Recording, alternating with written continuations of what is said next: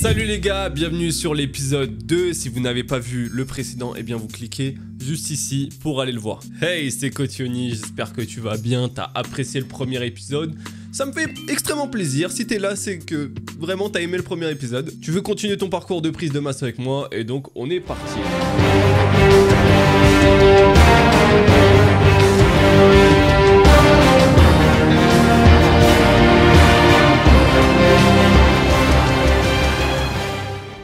L'entraînement pour la prise de masse. On arrive au moment où on va développer tes muscles efficacement. Et comme tu l'as compris dans le dernier épisode, il ne suffit pas de soulever des poids aléatoirement pour réussir à prendre de la masse musculaire. Il y a des principes à respecter et je vais te les expliquer dans cette vidéo. On a légèrement abordé la surcharge progressive également et là on va rentrer un petit peu plus en détail à l'intérieur parce que c'est vraiment un point clé qu'il faut vraiment comprendre. Pour que vos muscles continuent de se développer, il faut leur donner une bonne raison de le faire. C'est logique, je vais prendre un exemple tout con. Admettons, vous avez un téléphone, vous voyez qu'il pèse pas très lourd. On va dire que vous l'utilisez que de la main droite. Et on est d'accord que pour décrocher, il faut faire ce mouvement et le tenir. Ce mouvement et le tenir. Admettons maintenant que ce téléphone fait 10 kg tout le temps. Et bien en fait, vous allez voir que votre bras droit, celui avec lequel vous allez répondre au téléphone tout le temps, eh bien il va devenir beaucoup plus musclé que le bras gauche qui lui ne répond pas au téléphone. La tension est beaucoup plus élevée avec un poids plus lourd. Et si on met 20 kg le téléphone, eh bien vous allez voir que vous allez plus trop réussir à répondre. Mais si vous vous entraînez à 12, puis après 13, 15, 16 kilos, ensuite vous allez pouvoir répondre tranquillement à 20 kilos. Je viens de vous raconter le principe de la surcharge progressive. Il faut faire absolument pareil en musculation. Vous commencez à un certain poids et quand vous voyez que vous êtes suffisamment à l'aise, que vous maîtrisez la technique, eh bien vous essayez maintenant de grimper les échelons, grimper les niveaux.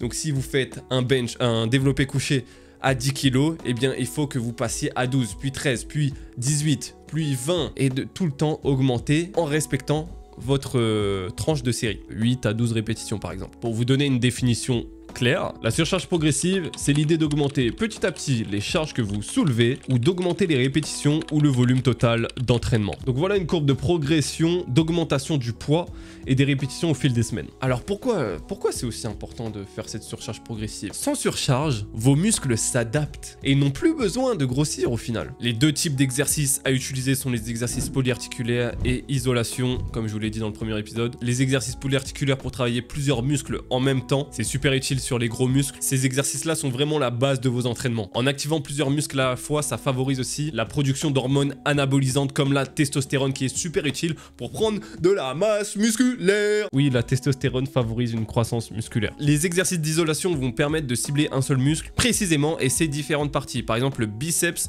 il y a la partie courte, la partie longue. Il faut s'occuper des deux. Vous avez les triceps, les trois parties du muscle, le leg curl qui va plutôt solliciter les ischio-jambiers, l'arrière de la jambe, ou encore le leg extension qui va plutôt travailler la face avant du quadriceps, enfin de la cuisse. Dans votre séance d'entraînement, les exercices d'isolation ne doivent pas représenter une grosse partie. Ça, c'est plutôt une erreur, à moins que vous soyez un bodybuilder professionnel, mais là, comme je vous l'ai dit, c'est adapté aux débutants et aux intermédiaires. Là, c'est autre chose. Les exercices d'isolation sont plutôt là pour compléter les exercices polyarticulaires, pour affiner en gros ton boulot. Maintenant que vous connaissez l'essentiel sur les exercices à utiliser, on va voir comment structurer une séance d'entraînement, tout en respectant les principes de série, de répétition, de récupération. Déjà, il faut choisir le bon nombre de répétitions. Et là, je vais mettre mes lunettes. Comment choisir le bon nombre de répétitions? Eh bien, vous allez, pour l'hypertrophie de la prise de masse, sélectionner une fourchette entre 6 et 12 répétitions. Vous m'avez entendu dire hypertrophie, c'est en gros, on va dire grosso modo un synonyme de croissance musculaire. Il y en a deux types et nous on va s'intéresser à l'hypertrophie myofibrillaire, c'est-à-dire s'amuser à grossir les fibres musculaires. En termes de série, on va être entre 3 et 5 séries sur un exercice. Par exemple, si vous faites un squat pour développer vos jambes et vos fessiers, vous faites 4 séries de 8 répétitions par exemple. Et il faut que, au niveau de la 8e répétition, ça soit vraiment difficile pour justement travailler vos muscles. N'oubliez pas la surcharge progressive. On veut toujours s'approcher de l'échec musculaire. Je vais vous donner un exemple très simple. C'est des screens que je vais prendre de mon application de coaching avec lequel j'accompagne mes élèves tous les jours. Voilà, comme ça vous donne une ordre d'idée de comment structurer vos exercices. Alright, on est bon? On peut passer à la suite, j'enlève le screen. En termes de répartition d'entraînement, comment ça se passe? Vous pouvez faire du split, vous pouvez faire du full body, vous pouvez faire du upper lower. Qu'est-ce qu'on va choisir? Eh bien en réalité, il n'y a pas de formule magique, tout marche. Ne croyez pas les personnes qui disent oui, il faut faire ça comme ça, il faut faire ça comme ça.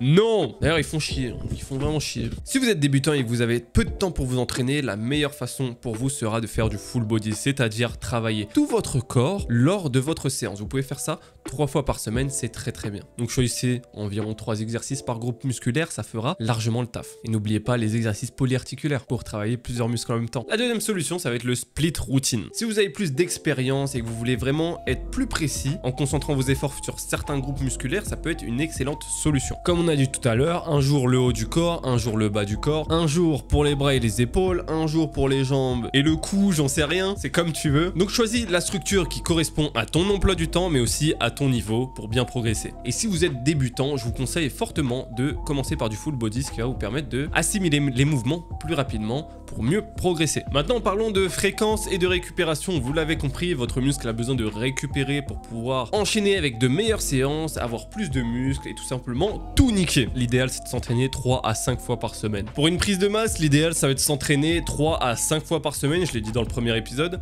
Cela dépend de votre niveau et de votre adaptation à récupérer. Il est presque essentiel de laisser au moins 48 heures entre les séances qui vont travailler les mêmes groupes musculaires. Donc par exemple si vous faites un squat le lundi, et bah vous amusez pas à continuer le mardi, optez plus pour un mercredi. Là vous serez sûr que vous aurez pleinement récupéré votre muscle. N'oubliez pas que c'est lors de la récupération que vos muscles se construisent. Respectez votre temps de repos, dormez suffisamment. Voilà pour cet épisode sur l'entraînement, j'espère que je t'ai pas pété les tympans. Maintenant que vous savez comment structurer vos séances, la prochaine fois on s'attaque à une nouvelle pièce du puzzle, la nutrition. Et ça je sais que tu l'attends, parce que sans un bon plan alimentaire, comment te dire que autant aller se faire foutre, hein. Toutes ces séances, tous ces entraînements risquent de ne pas avoir d'effet juste à cause de l'alimentation. Donc si cet épisode t'a été utile, eh bien évidemment lâche ton like mec, c'est hyper important pour ce qui me donne envie de continuer tout simplement. Sinon dis-le moi tout de suite, je sors pas la suite tu vois. Non en vrai ça m'encourage, puis ça référence. Si vous n'êtes pas sur le Instagram, eh bien qu'est-ce que vous attendez? C'est là où on partage ensemble, c'est là où vous avez énormément de valeur